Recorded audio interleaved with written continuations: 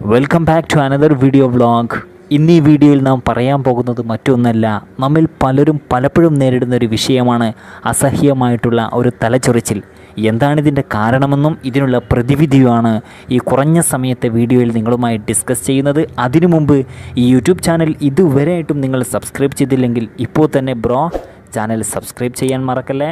ഒപ്പം താഴെയുള്ള bell button press ചെയ്യാനും ഒരിക്കലും. തലചൊറിച്ചിൽ പലർക്കും നേരിടേണ്ടി വരുന്നൊരു പ്രശ്നമാണ്. വൃത്തിക്കുറവും ചർമ്മത്തിൻ്റെ ആരോഗ്യക്കുറവുമാണ് ഇതിൻ്റെ പ്രധാനപ്പെട്ട കാരണം.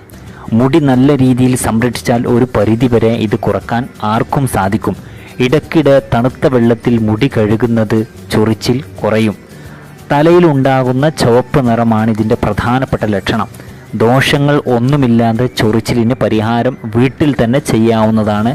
അവ ഏതെല്ലാമെന്ന് നമുക്കൊന്ന് നോക്കാം. നാരങ്ങ നീര് തലയിൽ പുരട്ടുന്നത് തലയിലെ ചൊറിച്ചിൽ മാറ്റാൻ ഏറ്റവും നല്ല മാർഗമാണ്. ഇതിലെ സിട്രിക് ആസിഡ് ചൊറിച്ചിൽ മാറ്റും. താരനകറ്റാനും ഈ നാരങ്ങ നീര് വളരെ ഉത്തമമാണെന്ന് ആയുർവേദം പറയുന്നു. ബദാം